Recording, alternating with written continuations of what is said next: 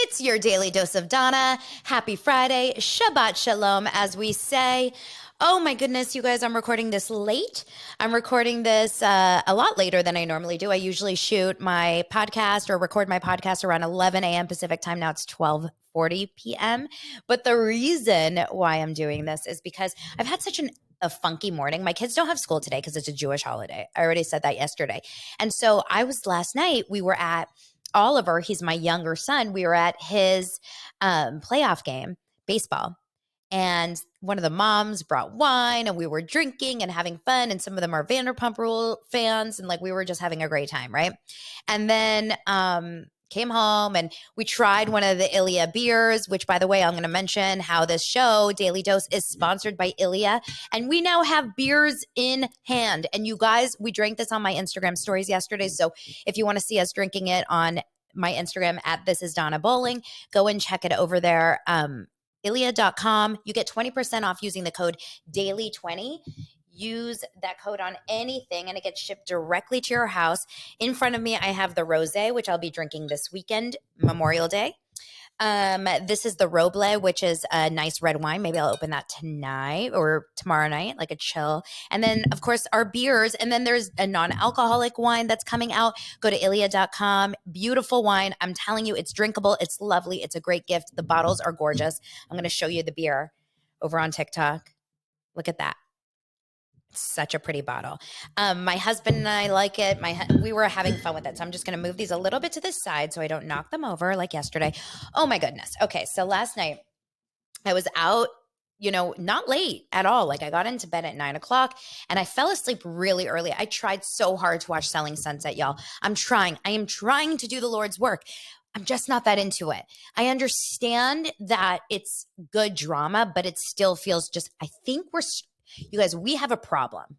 We have a problem, and I'm going to explain to you right now what this problem is. Are you ready? We are spoiled with Vanderpump Rules. This reminds me of when you have a boyfriend, right? When you have a boyfriend who treats you like a queen, and then you guys break up for whatever reason, and then you meet another guy, and he doesn't call you that often, or doesn't check in with you, or he's just not. Maybe he's a nice guy, maybe he's sweet, but he's not that, right? Or it's when you have really good time in bed and then it's we're screwed. Where are we going to go from this? How are we going to enjoy any other reality show after Vanderpump? Everything seems I guess the Real Housewives New Jersey reunion seems a little bit dramatic and fun, but nothing seems so real, which brings me to my conversation about why I couldn't stay up during Selling Sunset last night, but also the Kardashians. So I posted this in my Instagram stories. I think this is so funny. The Kardashians are finally going down. And I don't, root for anyone going down, but I do think that we talked about overexposure with Ariana and the potential for it. I think the Kardashians have had that now for many years. And I think a lot of people have fallen off that train, myself included. I personally used to be a fan of that show. I even really liked their season 1 of the Hulu show. I could not watch season 2. And season three just came out, and they asked on Twitter, both Kim and Chloe had asked on Twitter, who's excited? Who's watching with us tonight? You guys, the replies were nope, it's Vanderpump night. Nope, into Vanderpump. Sorry, not into it. You guys, didn't miss you. No. And even Hulu's sponsored tweet on Instagram has the same thing. And I don't know if you guys are like this, or if you're seeing this, but seriously, it's yesterday, pop-ups everywhere on page6.com, on dailymail.com, on, oh my gosh, what am I doing to my jeans down here? I'm ripping myself apart. I'm not comfortable. I'm having a day. On all of these, everywhere you look, it's Kardashian, sponsored by the Kardashian. Even listening to Jeff Lewis yesterday or this morning. No, it was yesterday. The Kardashians are back tonight. Everyone is talking about the Kardashians. The Toast, which is another one of the podcasts I listen to. I wish we could get the numbers on Hulu. Unfortunately, you cannot get the numbers on Hulu. Now, I will tell you some good thing this is the way my brain works, ping pong, right? So yesterday I was sitting at the baseball game, my son's baseball game. And I'm just going to be honest. When you are on a baseball team, a kids sports team in Los Angeles, you're going to either have celebrity parents on the team or industry parents, right? Like they're definitely involved. Some of the parents on the team are either celebrities or agents, managers, producers, work at networks, whatever. So a lot of people on our teams, like some celebrity parents that I've had before, Jamie Lynn Sigler and her son, Jamie Lynn Sigler's son and my son were on the same baseball team a couple years ago. If you guys don't know who she is, she's from The Sopranos, the daughter, Meadow, I think her name was. I had a team with Hilary Duff. So Hilary Duff was, oh my gosh, that's so funny. Hilary Duff's son was also on my son's team another year. I'm trying to think who else we had. We've had so many over the years, you guys. So it's kind of like cool. It's a fun LA thing. It's not like, it's just fun to see real people in that way. But last night, we were drinking wine at the game. One of the parents brought a big bottle of wine and we're watching. It's a playoff game. It's like high stress. But I talked to this one guy who is lovely. And he is, oh, you guys, I got there. You remind me of Candace Cameron every day. You can't, it's like drink when I get told. I remind them of Candace Cameron on TikTok. It's so funny. So one of the guys that is a parent, a dad on the team, he is a very big kind of higher up at Spotify. And so I asked him yesterday, I was like, you gotta tell me. Cause he came in, he's like, so call her daddy. What'd you think with your girl? Cause he knows my obsession. I was like, it was so good. I listened to every single minute of those 2 hours. And he goes, so did the rest of the world. He said the numbers were phenomenal. He didn't tell me exact, but he said the numbers were amazing. And honestly, call her daddy. So he said that Joe Rogan on Spotify is like the top dog. It's the top dog on Spotify. It blows all the other shows out of the water. And then guess what number 2 and number 3 shows are? Call Her Daddy is one. And then the other one I was so surprised by because I don't really even know about this person. Like I've heard this person, but I was shocked when he said that this show on Spotify is always number 2 after Joe Rogan. You guys tell me. I'm going to give you guys a minute to think about it. It's a Spotify exclusive podcast. Okay, I'm going to say it. Emma Chamberlain. And I was like, who is that? Like I've heard her name before. I guess she's a big YouTuber. He goes, every single person between the ages of 13 and 24 listened to Emma Chamberlain. It's like, really? He said a bad show. Now this is going to trip you guys out in terms of numbers. A bad show for Emma Chamberlain on Spotify is 10 million listens. A bad show, meaning one of the lower performing ones has 10 million listens, and I don't even know who she is. Isn't that trippy? It's always so interesting to me. So I guess we're too old for Emma Chamberlain, but who needs Emma Chamberlain when you have Donna Daily Dose? Right? Yeah, it's trippy. And I asked about Joe Rogan. I was like, what about Joe Rogan? And he goes, his his mid to low, whatever, like 50 million approximately streams Joe Rogan gets per episode. So I said, did you guys pay Ariana for that interview? And he's like, nope. I said, come on. He goes, nope. I want to believe it. But then, he did say something interesting that if you perform on a Spotify show, like musically, if you perform on a Spotify show, you can get a performance fee. Like John Mayer performed like a couple songs on Call Her Daddy, not like with a big stage or anything. He just brought out his guitar. And so he got a performance fee. But he said a lot of people get some sort of like a little bit of a fee, but they usually give it to charity. I'm like, you did not pay Ariana. She chose Call Her Daddy. But you guys, it makes sense because Ariana's not going to go her first interview back on like her real long form first interview. She's not going to go on, Diane Sawyer or on like Oprah. It doesn't track. It's weird. It's not her audience. Call Her Daddy is her audience. And I thought it was an incredible episode. And I've had I've heard lots of things about Alex Cooper through the years. I'm not like a stan at all. I'll listen depending on who the guest is, but I thought she did an amazing job for that one. For that one episode, I thought she did her research just like Howie Mandel didn't, and I think she knew that she had to get some serious, like make sure she asked the hard questions because of the way Howie Mandel got like just skewered over on his time doing it, right? So yes, I agree. It was like a friend's conversation. It felt like we were part of the crew that were drinking rosé. Honestly, if it wasn't 12:49, I would be opening my rosé right now. Like I'm so out of it and tired. I feel like I could just throw back a rosé with you guys.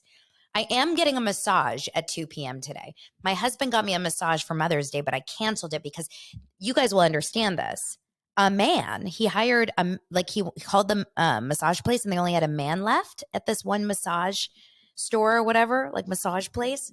It wasn't the massage place, but and they only had a man left. And I said, sorry, I don't want to get massaged by a man. I want to get massaged by a woman. Okay. Don't judge me. That being said, I never got that massage. So today when I woke up at 4 a.m. for the day and then worked out at 5:30 and then went and worked out again at 9 at yoga. So I've done 2 workouts. I'm a mess. I'm so tired. But you know what? I just want to go and relax and enjoy my massage. Okay, let's get back into the gossip. So I talked about Ariana. I talked about Call Her Daddy. I talked about Spotify. Okay, you guys, you would think, thanks for all the follows, by the way, on TikTok. You guys are awesome.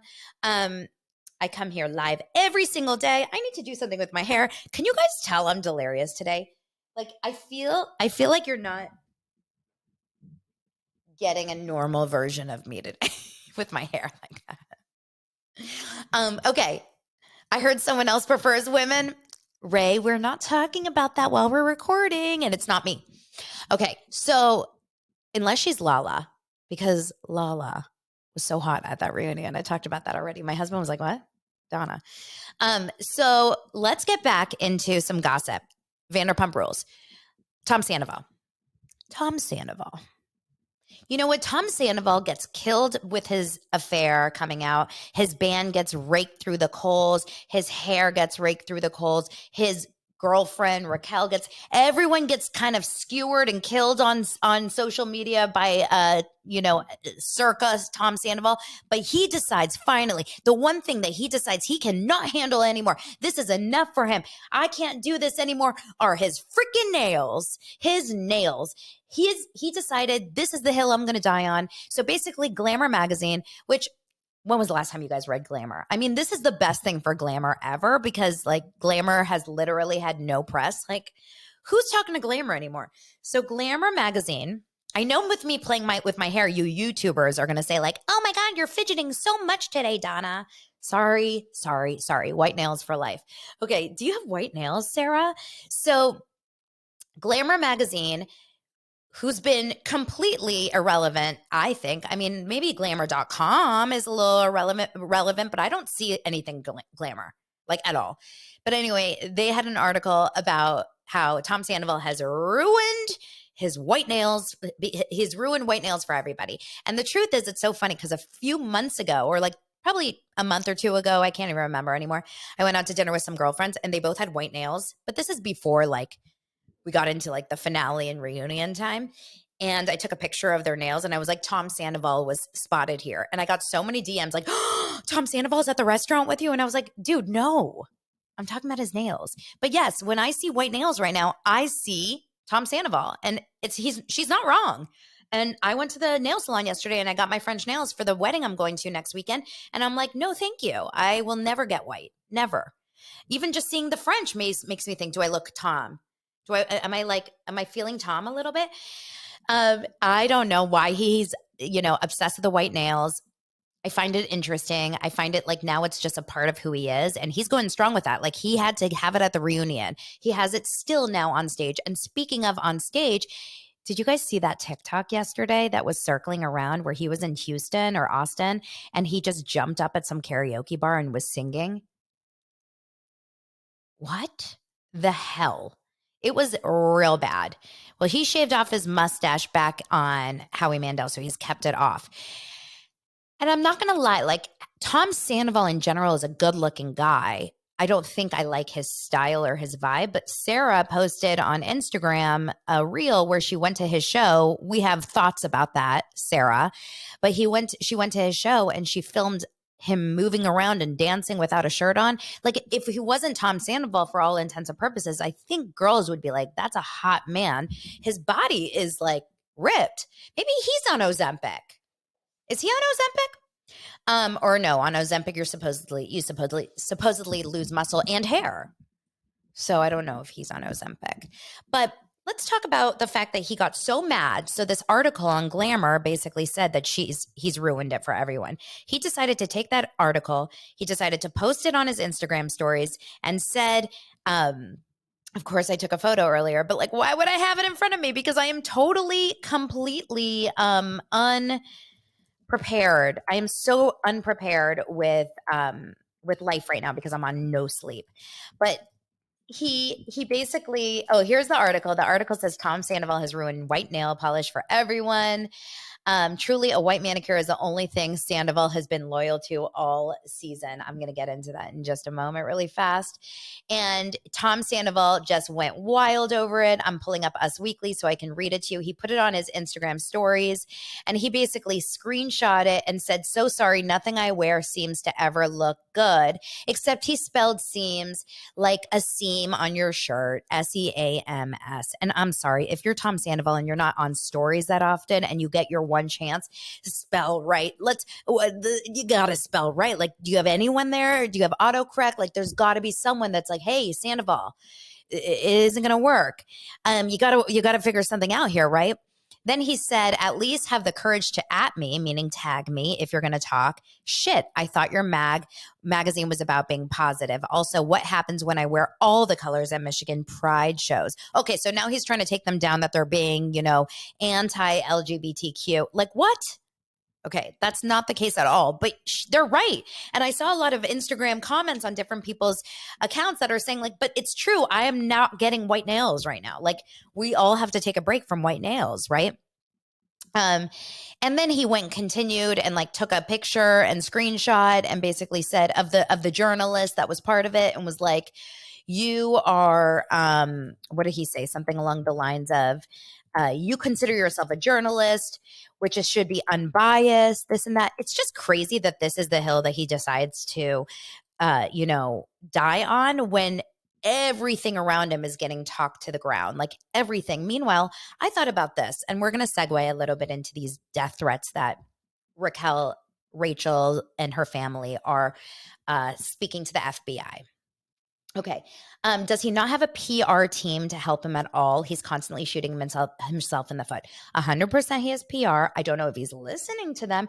And he also has a manager who, by the way, according to his Instagram, Ryan Revel, who I actually used to talk to when I was a casting director. And I thought to myself, do I need to reach out to him and pull some strings and be like, I think I thought this at like 4 a.m. I was like, do you think I need to reach out to Ryan and be like, dude, how do we get Sandy on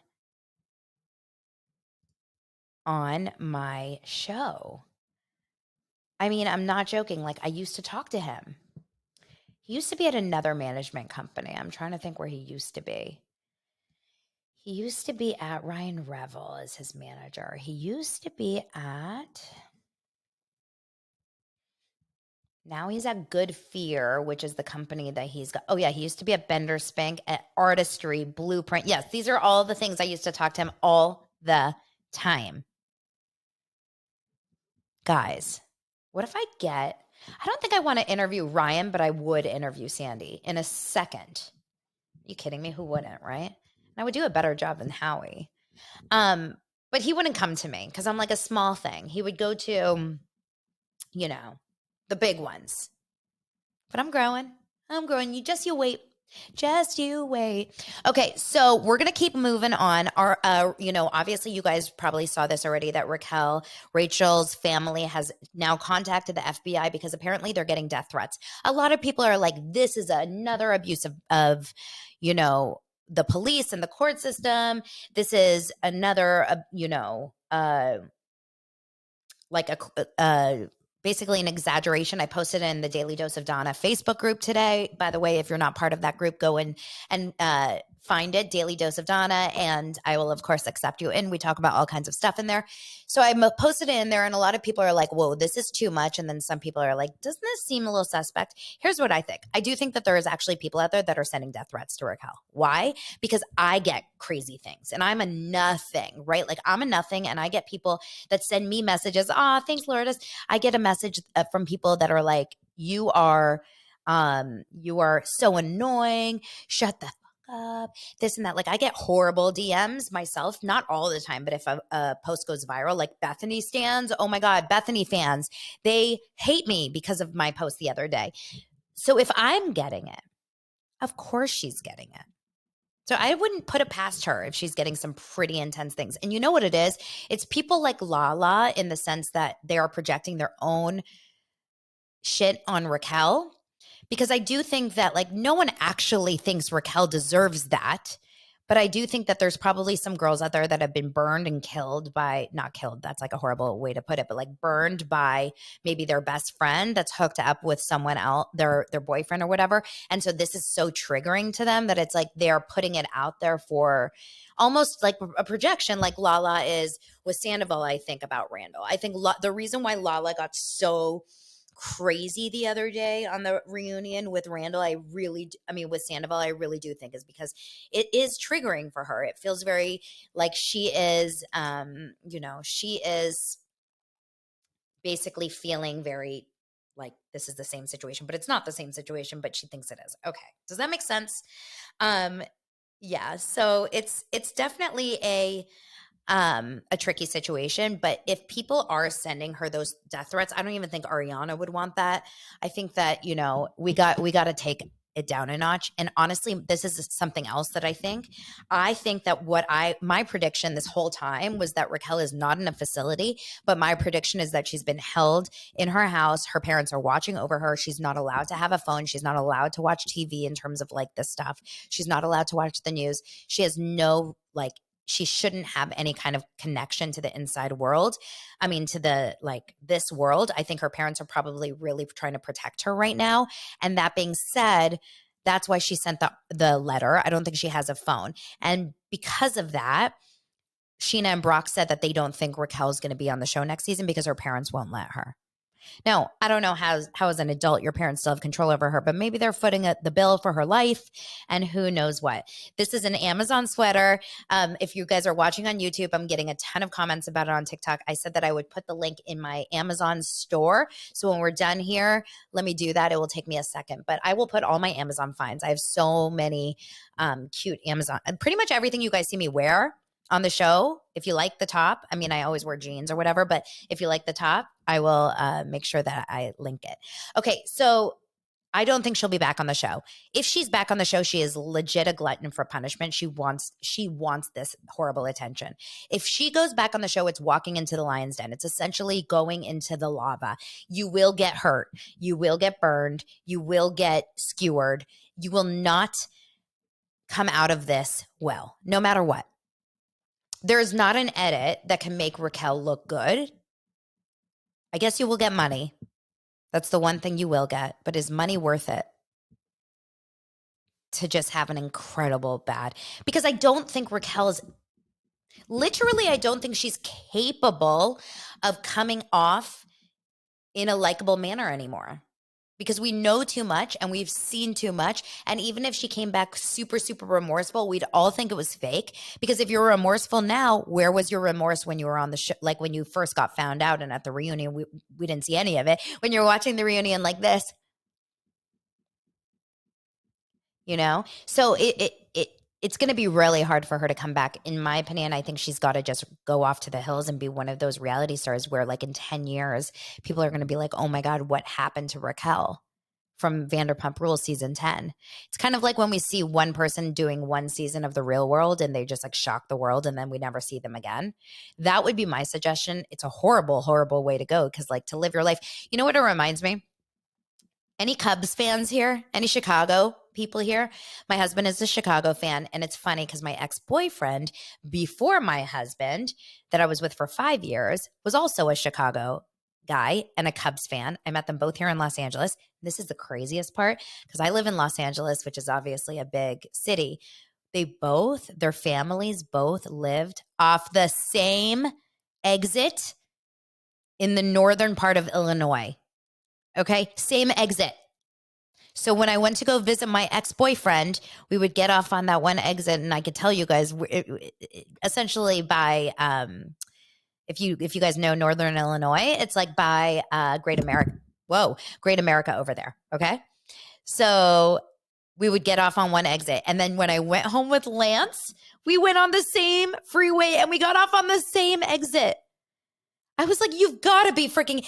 Of all the people in the world that I date, my ex-boyfriend of 5 years and my current husband of now 12 years are from the same goddamn exit in the north part of Illinois. It still shocks me. I mean, that is kind of crazy, right? Anyway, do you guys remember the big story? And now I'm not going to be able to come up with his name. Who's the guy that caught the ball during the freaking game? And he ruined the game. He put his hand over the field, grabbed the ball, and Steve Bartman, right? Steve Bartman ruined his life from that one moment. And that story has always, always, always intrigued me. Do you guys ever think about people like that do that one thing that mess up their entire life? He put his hand out. He caught the ball. It would have been caught by a player. The Cubs went on to lose. They were going to go on to the World Series. They went on to lose. And once again, they didn't win the World Series. And this was before they won their last time. And so literally like the entire world was hoping for the Cubs or all of Chicago. He had to completely end his life as he knew it. That one catch changed his entire life. You guys, death threats, had to change his identity, had to move, had to quit his job, lost friends, his entire world changed. So I always think about that story because Canary saying he's kind of off the hook now since they won the series. I think people are a little bit less angry, but I don't know if he can walk the streets saying I'm Steve Bartman in Chicago without getting something. I always feel so bad for him because it's seriously a mistake. Now, Raquel, it wasn't a mistake. It wasn't a one-time thing. It was an intentional choice. This was a long time. And then she had continuous mistakes over and over and over, even since she's been discovered.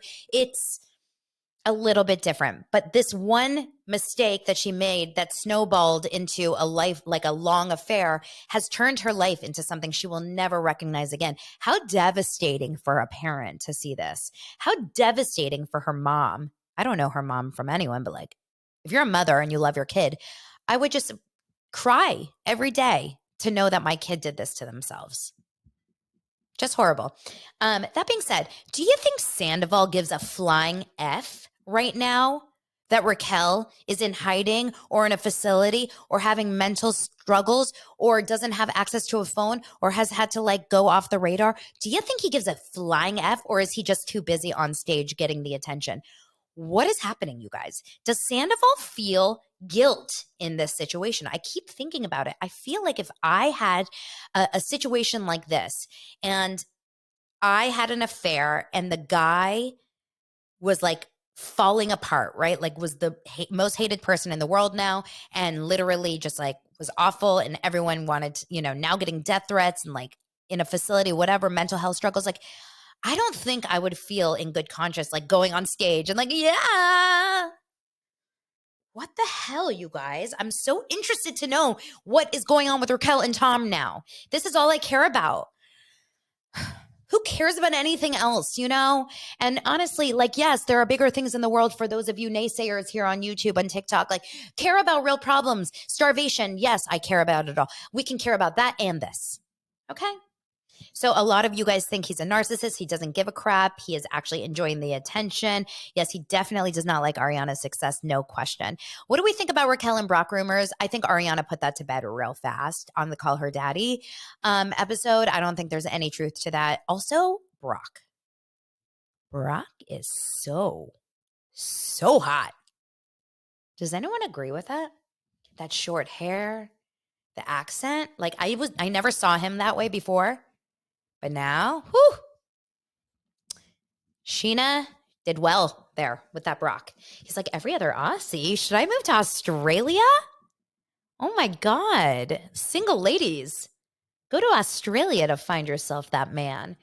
Um, So Raquel, yes, the death threats should stop. That should not be the case. Obviously, the FBI will take it seriously and they'll find it. And if they do find it, they'll find it.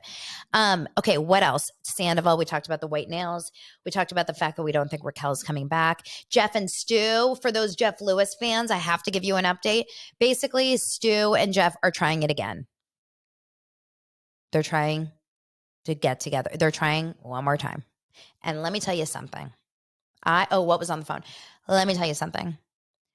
I'm this close from being over ever wanting to hear any of it ever again. Do you guys know how annoying it is to be friends with someone who can't get over making the same mistake over and over and over and over? And you know how it's going to end. You know they're going to call you crying about the guy that didn't treat them well. But then the next time the guy calls, they say, okay, let's go out. This time is different. I think there's like a certain amount of times you can give a chance until it's done. Like if I never got back together with Lance after he messed up when we were dating, because he broke up with me when we were dating, because he said that he said square peg round hole. We've talked about this before. If I never gave him that second chance, we would have not been married. So I do believe in second chances. And I even kind of believe in maybe third chances, depending on the situation. But this is 475th chance. We got to be done. We got to be done.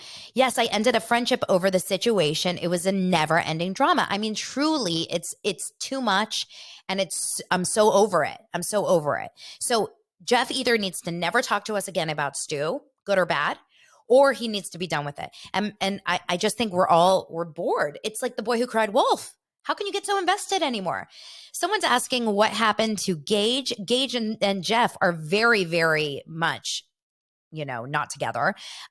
Gage and Jeff share their daughter Monroe, and it's just legal troubles. But Gage, guys, what about this? Gage is dating Jeff's second ex. So Gage and Jeff were together for a long time. They divorced or they broke up. They share the daughter. And then during COVID, he was dating Scott, and they had a long relationship. And Scott was with Jeff, knowing all the drama about Gage and how bad Gage was being. And now a few years later, Scott and Gage are together. I guess that can only happen in gay relationships, right? Where your ex becomes a lover with your other ex, or same-sex relationships, right? But I will say, what does happen a lot is the Kristen Doty, and thanks for the hat, the Kristen Doty and the Ariana friendship, because my mom became best friends with my dad. When my mom and my dad divorced when I was a baby, my dad went on to date another girl who hated my mom, and my mom hated her when they were together. But when she realized my dad was crazy and broke up with him, she and my mom became best friends. We spent all the weekends together. I was with my dad's ex-wife and my dad's ex-girlfriend together. It was so confusing as a kid. Do you guys know situations like that? It's interesting how people sometimes connect over their shared hatred or shared trauma over the same guy or the same girl, same relationship. I bet it happens so often. In fact, I know it happens because the other day I was out at a steakhouse here in LA with my girlfriends and my husband, and the husbands. And we ran into one of my girlfriend's moms, and she was at the bar hanging out with another one of her dad's ex-girlfriends. So they basically now live in the same apartment building. The ex-wife and the ex-girlfriend both hate the dad, and they're best friends. Like, this is a common thing. You know what else is incredibly common? The Rachel and Ariana and Tom Sandoval thing. Because my very close friend is a therapist, and she says, you don't understand how often it happens where someone dates their best friend's husband, or like screws their best friend's husband or their best friend's wife. This is super common. So I'm looking at all of you guys that want to be close with Lance and I. I'm looking at you. happened to you while you're pregnant, I'm hearing on TikTok. Very common. I've known 2 couples it happens to. This is a common thing, which makes me wonder, it's not a psychopath or sociopathic thing to have the affair if it's happening so often. I guess it's the reaction to it and the remorse for it, which is the hard part. Oh my God, you guys all have stories. My mom and dad were friends with the woman that became my stepmom. My husband of 11 years cheated on me with somebody who was pretending to be a really good friend. Holy moly. Best friend. Oh my gosh, you guys. I don't want any friends. I'm only going to have gay guy friends from now on. So if you're a gay guy, just call me and we can be besties. And every hot girl, if you're a girl, don't be my husband's and my friend. Okay. I'll never introduce you to Lance. Just kidding. I'm not going to be like that. But if it's a real thing, it's a real thing. It's pretty crazy. Okay. This was literally a freaking random tangent Friday. Like, what happened here? Yeah, the Shania Twain, Denise Richards, Heather, what's her, Locklear. Yeah, this is so crazy. You guys have, this is the best comment. That's why I love dogs better.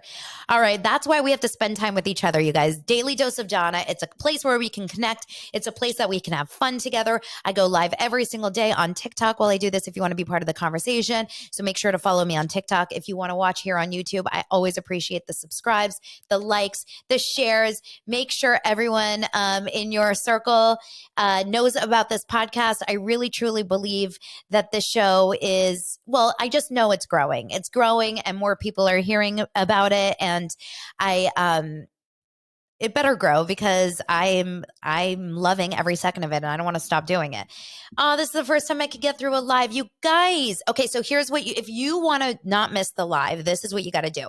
Go join my Facebook group, which is Daily Dose of Donna, the same name as the podcast. Go join my Facebook group. And then what I'll do is starting Monday, every single time I go live, I will just post on the Facebook group, going live in 10 minutes or whatever. So at least you kind of get an idea. Or should I do a text message? Let me know if you guys like text message communication. So I can just shoot out a text and be like, going live at 11 a.m. Pacific time on TikTok. If you want to join the live for today's episode, just let me know. Because I'm happy to do that. I think that's like kind of fun also because I could send you a text and be like, Raquel was seen. Or I can send you a text and be like, Raquel has 3 heads, allegedly.